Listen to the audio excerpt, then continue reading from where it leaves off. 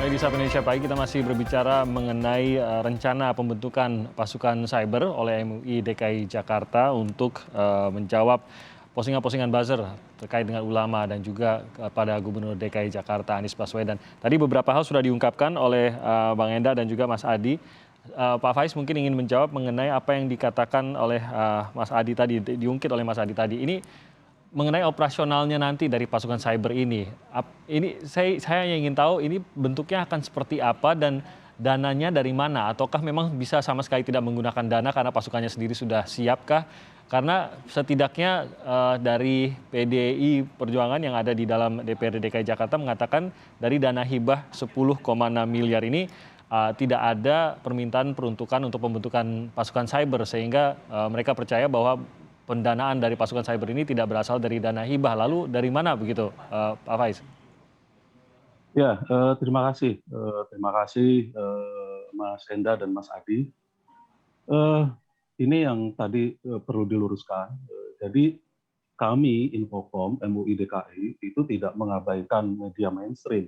Ini kan berita 1 bulan yang lalu. Kegiatan ini adalah kegiatan 1 bulan yang lalu yang kemudian ramai di bulan ini dan media itu kemudian mengkonfirmasi ke Ketua Umum. Kemarin sangat jelas. Bisa dicek di media-media TV itu Ketum tidak spesifik menyebut untuk membela Anies. Bahkan beliau juga mencontohkan jika ada tokoh lain, Polda, MUI siap bekerja sama. Jadi tidak spesifik itu yang harus digaris luruskan ya, diluruskan gitu ya. Jadi agak yang belakangan ini terkesan memang agak blunder ya, seolah-olah cyber army tanda kutip. Istilah cyber army pun sekali lagi itu di Infocom semisal dan tidak menyebutkan nama, tidak menyebutkan nama spesifik cyber army. Bahkan saat itu banyak muncul istilah-istilah, ada Mujahid Digital, ada Dai Digital, macam-macam itu. Jadi sampai sekarang tidak menyebut spesifik. Itu yang pertama. Kemudian yang kedua, kalau ditanya kemudian bagaimana bentuknya. Nah, ketika ada masukan dari Ketua Umum, nah saat inilah kami perlu menggarap ya, mendesain, merancang. Jadi pasukannya belum ada, malah jangankan bicara pasukan. Jadi kami lebih kepada literasi digital, kemampuan melek umat ini terhadap literasi digital. Yang tadi ada fenomena hoax, jadi bisa membedakan mana yang hoax, mana yang betul, arahnya ke sana. Jadi supaya umat ini melek, umat ini kalau ada kontra narasi tadi ya, yang tidak benar, MUI menjadi pembanding, ada tasdid, meluruskan informasi, menjadi pembanding terhadap informasi-informasi yang tidak benar.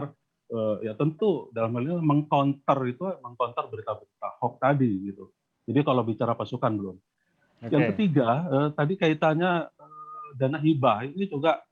Nah, ini bagian tugas MUI hari ini, membenarkan, mengklarifikasi, meluruskan informasi terhadap tuduhan-tuduhan, informasi-informasi yang bias, yang sumir terhadap dana hibah.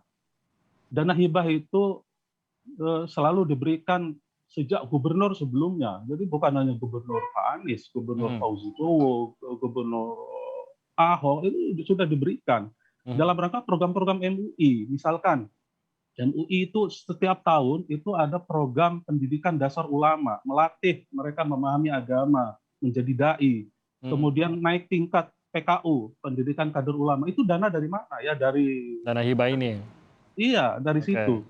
Kemudian kemarin masa pandemi, lebih kurang 14 fatwa, Pemprov itu minta fatwa terhadap masalah pandemi, termasuk sholat jamaah, sholat Jumat, dan itu konsiderannya itu ditarik di MUI pusat. Itu dari mana ya? Dari program-program itu. Kan banyak lagi. Kalau untuk program yang ini, mungkin kalau kita tidak sebut sebagai cyber army, tim kerja lah, tim kerja untuk menangkal hoax.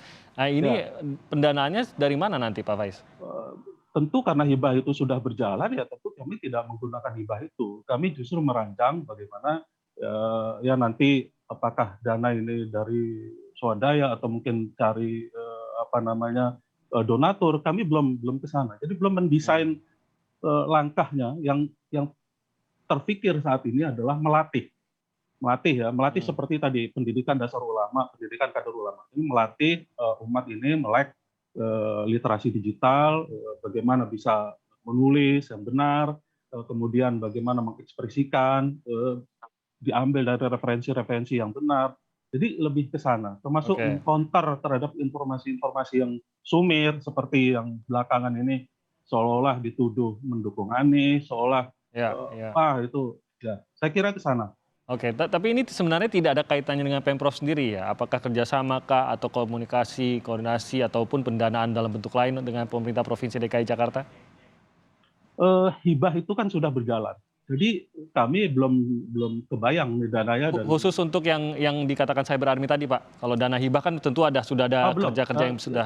tidak ada komunikasi sedikit pun Pemprov DKI terkait ini. Silahkan dicek di Pemprov, itu Hmm. dalam rangka cover both side juga.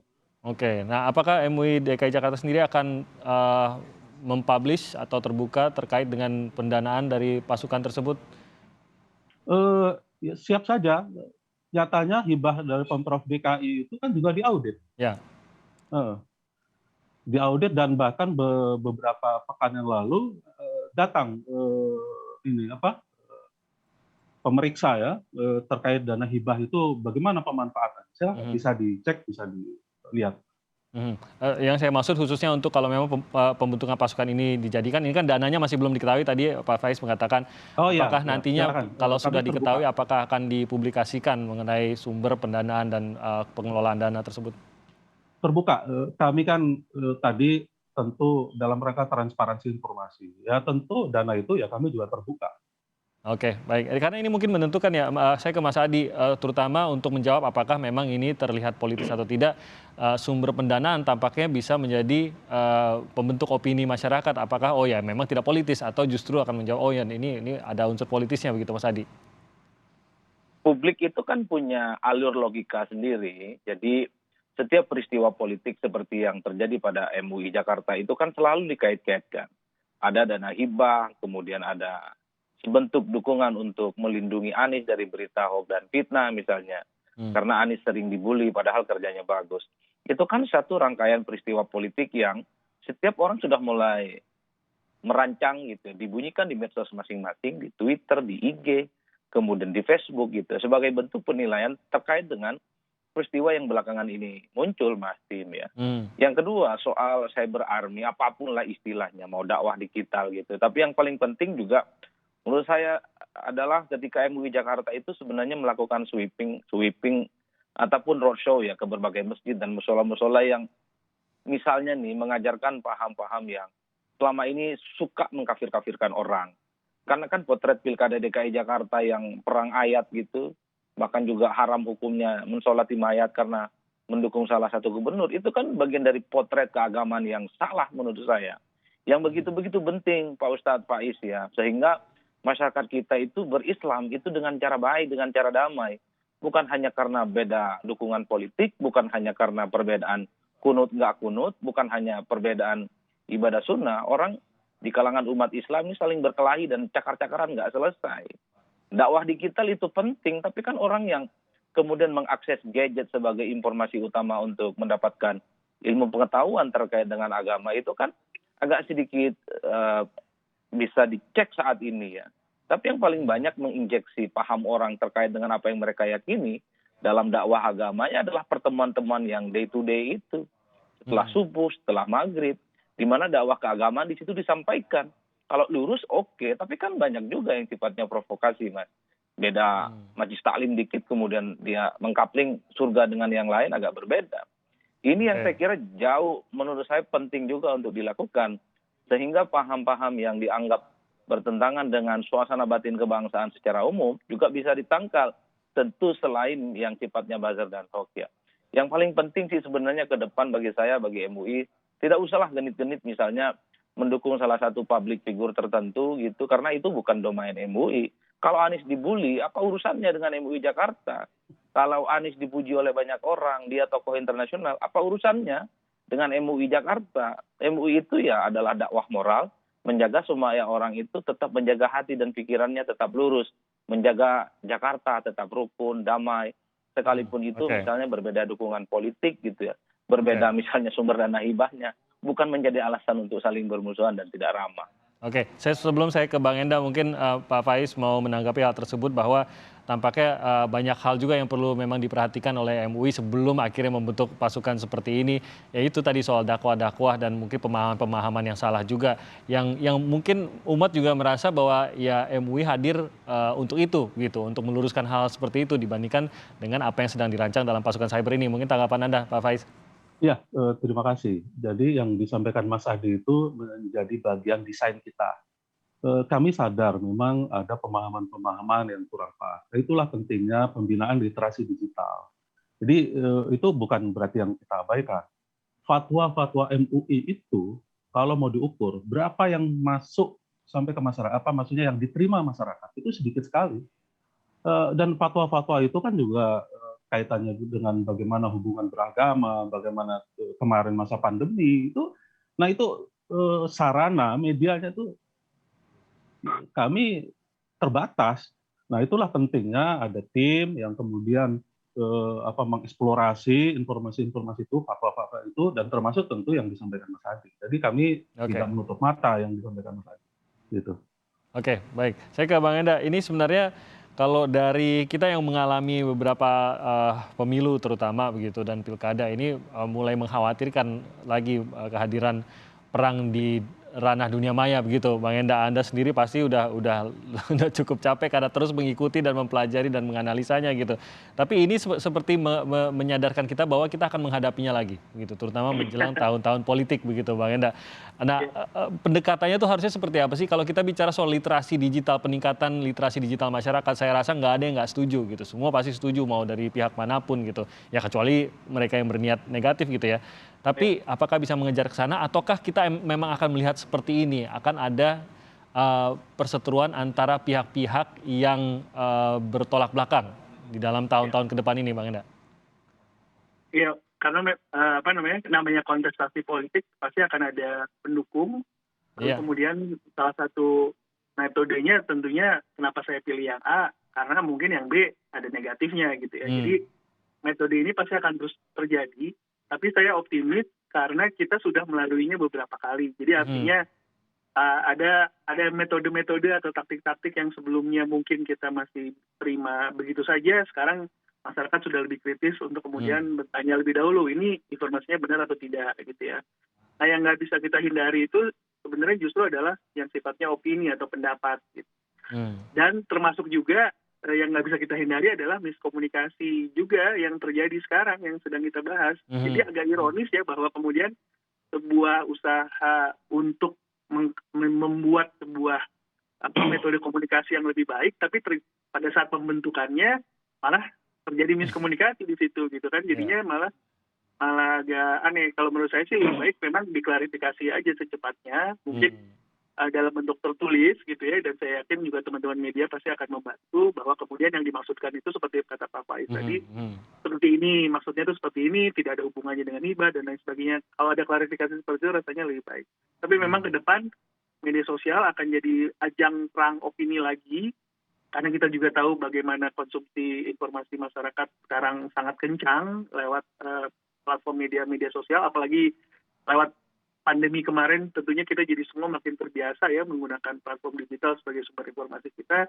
Tapi mudah-mudahan semua pihak juga bisa menahan diri untuk tidak menyebarkan fitnah. Itu yang kita nggak mau ya. Ada informasi yang sifatnya fabrikasi, screenshot TV headline-nya diganti gitu kan, atau ada majalah covernya tidak seperti itu disebarkan. Nah, hal kayak gitu harusnya udah terlalu gampang sebenarnya untuk diklarifikasi. Gitu. Tapi nanti pembuat hoax-nya atau pembuat sinyalemen politiknya akan jadi makin canggih nih Mas Adi. Nanti tugasnya Mas Adi jadi makin berat karena akan digabungkan dicampur antara data dan data yang benar dengan data yang salah, atau data yang benar dengan opini yang menyesatkan. Itu yang nanti mungkin jadi PR bersama kita ya. Oke, nah saya kembali lagi ke Pak Faiz. Kita ingin tahu saat ini kerja-kerja yang sedang dilakukan kalau begitu seperti apa, siapa yang saat ini merancang apa yang harus dikerjakan oleh tim kerja ini. Saya nggak tahu juga nih mau menyebutnya cyber army atau pasukan cyber, tapi kita anggaplah sebuah tim kerja gitu, Pak Faiz. Siapa yang sedang merancang hal tersebut dan seperti apa nanti operasionalnya yang merancang operasionalnya ini siapa-siapa saja, Pak Faiz? Ya, namanya 1 bulan yang lalu ya. Nah ini yang tadi saya sampaikan, ini hangatnya baru sekarang. Tentu yang menaikkan itu juga punya motif ya. Jadi kalau bicara siapa yang merancang, tentu kami di Infocom. Karena itu berangkat dari rapat koordinasi Infocom MUI se-DKI Jakarta. Kemudian ada masukan dari Ketua Umum. Kemudian saat ini ya kami di Infocom MUI DKI merancang, mendesain, diantaranya masukan-masukan itu adalah bentuknya pelatihan untuk melek digital ya. Tadi kaitannya jurnalistik, kaitannya bagaimana meluruskan informasi, kemudian bagaimana mengambil referensi, dari mana timnya mungkin polanya bisa saja seperti PDU, PKU, pendidikan dasar ulama atau pendidikan kader ulama, atau seperti apa, itu baru masukan-masukan. Jadi ini masih digodok, tentu belum matang. Ya, tentu nanti kalau ada waktunya ya bisa kita informasikan biar semakin jelas tujuan kita seperti apa. Tapi yang jelas ingin saya tegaskan di sini, supaya tidak tambah sumir, sejak awal dan ketum di beberapa media kemarin menegaskan kami tidak mendukung salah satu tokoh. Itu jangan kemudian sekarang diputar seolah-olah mendukung tokoh lagi. Kemarin Ketua Umum jelas jika ada tokoh lain, ada Kapolda, ada siapapun yang untuk kemajuan DKI Jakarta, termasuk mungkin dalam hal ini Pak Anies, ya kenapa nggak kita dukung, kenapa nggak kita publikasi dengan hal-hal yang positif. Jadi tidak spesifik. Saya kira itu. Oke, Pak Faiz, ada target waktunya tidak Pak Faiz? Kapan pasukan ini atau tim kerja ini akan terbentuk? Di akhir tahun ini kami berharap sudah mulai konsepnya seperti apa sudah mulai terbentuk. Jadi nanti baru bisa dieksekusi ya kira-kira di tahun depan lah, kira-kira gitu. Karena ini juga udah terlalu mepet dengan kegiatan-kegiatan lain, dengan laporan-laporan, termasuk tadi ya harus laporan hibah kan itu harus dilaporkan. Saya kira itu. Dan ini targetnya jangka panjang begitu, karena kalau kita lihat dari masa jabatan gubernur saja kan sebenarnya sudah mau berakhir juga. Apakah setelah itu pun masih akan berlanjut lagi siapapun PLT-nya nanti? Ya, era media, terutama media sosial itu kan perubahannya cepat. Jadi ya tentu jangka panjang. Kalau nanti berubah lagi, tentu berubah strategi pula gitu ya. Ya saat ini kami fokus kepada narasi-narasi khususnya di media sosial dan di internet ya yang menjadi garapan, dan ini menjadi kelemahan umat tanda kutip dalam hal bagaimana menangkap informasi. Kan sekarang ini gampang sekali nih, ada masuk di WhatsApp, share. Jadi kita ini kecenderungannya ini overreaktif. Jadi ada masuk ini langsung share. Sementara kemampuan umat itu untuk menelaah informasi itu betul apa tidak kan minim sekali. Nah itulah yang kemudian kita latih. Hoax ini betul. Nah ini bagaimana mengcounter, meluruskannya. Itu kira-kira ke sana. Oke, saya kira ke Mas Adi sebagai penutup kita kita melihat ini sebagai itikat baik lah seperti yang dikatakan oleh Pak Faiz tadi. Tapi tentu dalam perjalanannya harus tetap ada perhatian dari masyarakat begitu. Betul. Jangan sampai dugaan-dugaan buruk yang terjadi, tapi memang tujuan baik yang benar-benar berjalan. Apa yang harus kita perhatikan ke depannya, Mas Adi? Karena bisa jadi hal seperti ini tidak hanya di DKI Jakarta saja nanti, bisa jadi menginspirasi juga untuk pihak-pihak lain dan bisa melakukan gerakan yang sama juga gitu, Mas Adi. Kita itu sampai pada satu fase di mana ada satu fenomena yang disebut dengan Muslim tanpa masjid, Mas Timothy. Jadi orang itu, terutama Islam, belajar agama itu bukan dari masjid dan dari pesantren, tapi mereka belajar agama itu dari medsos, dari YouTube, dari Facebook, dari internet dan seterusnya. Nah, catatan penting dalam dakwah digital Cyber Army adalah supaya para pemuka-pemuka agama, lembaga-lembaga keagamaan ini sedikit saja nggak boleh genit cawe-cawe urusan politik. Termasuk mencontohkan pemimpin mau didukung ataupun ditolak. Jangan sekalipun itu hanya kasuistik. Karena orang gampang menvonis. Efeknya apa? Setiap konten yang dikeluarkan oleh elit agama, organisasi agama tertentu, itu nggak bakal dibaca sekarang, Mas. Karena preferensinya like or dislike. Ini MUI jenis cebong apa jenis kampret? Sudah begitu preferensi orang. Karena sudah terindikasi terafiliasi misalnya ke Anies, sehebat apapun kontennya, sifatnya tarikh, bisa fikih gitu ya, ataupun misalnya tentang kisah-kisah inspirasi, publik yang lain yang tidak suka Anies tidak akan baca itu. Sebaliknya.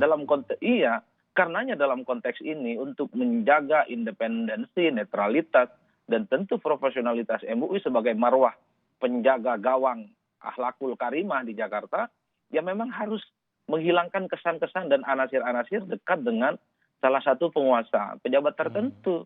Sehingga semua kontennya itu diterima oleh semua kalangan, selama ini yang anti ataupun yang pro terhadap Anies. Sehingga dia masuk ke relung hati orang sebagai preferensi yang betul-betul kafah, tujuannya supaya masyarakat itu cerdas dan tidak tergampang oleh berita-berita hoax dan seterusnya. Tapi kan problemnya di situ, Mas.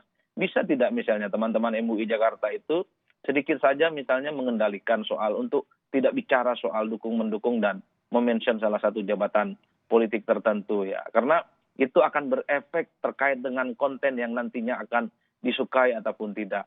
Jadi itu yang saya tangkap, Mas Tim. Kalau saya misalnya sebagai dosen, ya semuanya harus transparan. Nggak boleh pro kanan dan pro kiri. Karena akan berpengaruh terhadap audien yang akan membaca. Karena orang baca konten apapun di dunia digital sekarang, dasarnya like or dislike, bukan objektif ataupun tidak. Iya, sudah Kan punya itu opini bahaya, sebelum betul. membaca gitu Mas Adi ya. Betul, makanya saya dari awal, kalau sudah urusan politik, ulama-ulama, ustadz-ustadz, tokoh agama, lembaga agama apapun, itu nggak boleh cawe-cawe terkait dengan urusan politik. Mereka ini banyak pengikutnya, mereka ini banyak muridnya. Jangan sampai kontennya yang cukup bagus gitu ya, yang nasnya itu memang sangat mutawatir, tapi tidak dibaca dan tidak diikuti. Hanya persoalan suka tidak suka itu. Karenanya bagi saya, menghilangkan anasir-anasir kegenitan dalam politik, apapun bentuknya, itu memang harus sudah mulai dilakukan oleh lembaga keagamaan seperti MUI di Jakarta ini. Kira-kira begitu Mas Tim, Mas Faiz dan Mas Enda. Baik, terima kasih untuk diskusinya Mas Adi Praitno, Mas Enda Nasution, dan juga Pak Faiz Rafdi Husnan dari MUI DKI Jakarta. Terima kasih. Kita akan lihat nanti bagaimana perjalanan dari tim kerja atau yang disebut oleh pasukan cyber ini dari MUI DKI Jakarta. Kita akan lihat dalam beberapa bulan ke depan. Tahun ini rancangannya akan diselesaikan tadi kata Pak Faiz. Terima kasih sekali lagi Pak Faiz, Bang Enda, dan juga Mas Adi sudah bergabung di Sapa Indonesia Pagi.